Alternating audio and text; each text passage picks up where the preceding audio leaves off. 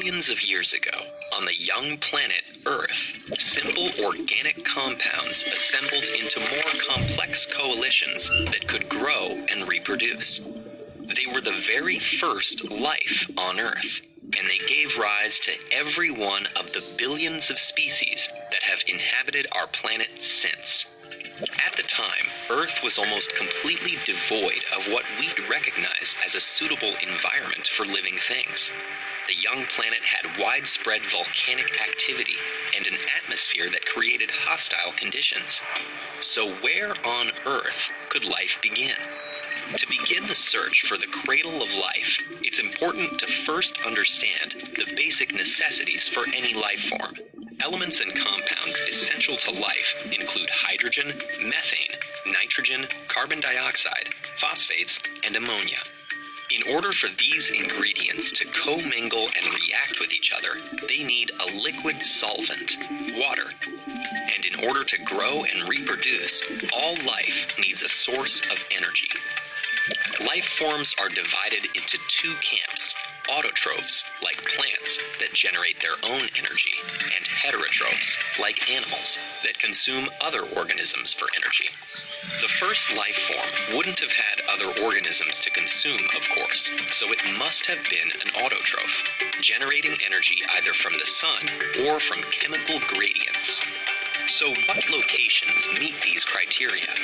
Places on land or close to the surface of the ocean have the advantage of access to sunlight. But at the time when life began, the UV radiation on Earth's surface was likely too harsh for life to survive there. One setting offers protection from this radiation and an alternative energy source: the hydrothermal vents that wind across the ocean floor, covered by kilometers of seawater and bathed in complete darkness. A hydrothermal vent is a fissure in the Earth's crust where seawater seeps into magma chambers and is ejected back out at high temperatures, along with a rich slurry of minerals and simple chemical compounds. Energy is particularly concentrated at the steep chemical gradients of hydrothermal vents. There's another line of evidence that points to hydrothermal vents: the last universal common ancestor of life, or LUCA for short. LUCA wasn't the first life form, but it's as far back as we can trace. Even so, we don't actually know what LUCA looked like. There's no LUCA fossil, no modern-day LUCA still around. Instead, scientists identified genes that are commonly found in species across all three domains of life that exist today. Since these genes are shared across species and domains, they must have been inherited from a common ancestor. These shared genes tell us that LUCA lived in a hot, oxygen-free place and harvested energy from a chemical gradient, like the ones at hydrothermal vents. There are two kinds of hydrothermal vent: black smokers and white smokers. Black smokers release acidic, carbon dioxide-rich water, heated to hundreds of degrees Celsius and packed with sulfur, iron, copper, and other metals essential to life. But scientists now believe that black smokers were too hot for LUCA, so now the top candidates for the cradle of life are white smokers. Among the white smokers, a field of hydrothermal vents on the mid-Atlantic ridge called Lost City has become the most favored candidate for the cradle of life. The seawater expelled here is highly alkaline and lacks carbon dioxide, but is rich in methane and offers more hospitable temperatures. Adjacent black smokers may have contributed the carbon dioxide necessary for life to evolve at Lost City, giving it all the components to support the first organisms that radiated into the incredible diversity of life on Earth today.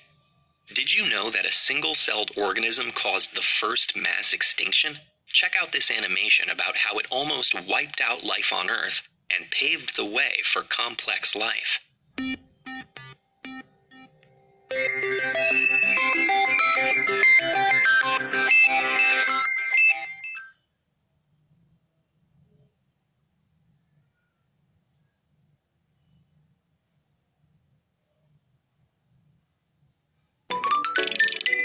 पूछ रुक। Okay Google, 2011 world cup किसने जीता था?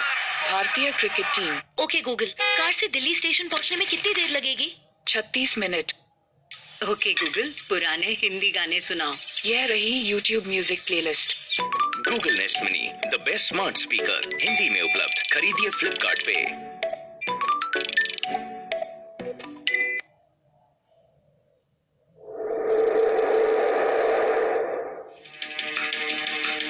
They're dazzling, priceless, at times even glowing.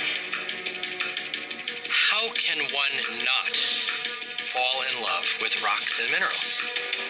I mean, the colors, the shapes. And they're the building blocks of modern civilization. We wouldn't have televisions, we wouldn't have automobiles, we wouldn't have buildings without the mineral riches that we have. But could rocks and minerals also solve the greatest mystery of all time, the origin of life? The rocks we pick up tell a story that life couldn't have occurred without rocks. Could cold, lifeless stone hold the key to every living thing on Earth? From Australia to Morocco, Nova goes around the world and back in time to investigate the origin and evolution of life. Look at a rock and you think, well, nothing. But this holds the signature of life. From its first spark People were saying they made Frankenstein in a test tube. to the survival of the fittest, These were immense creatures, sharks that may have been 50 or 60 feet. was it the secret link between rocks and life that made the difference? Life's rocky start, right now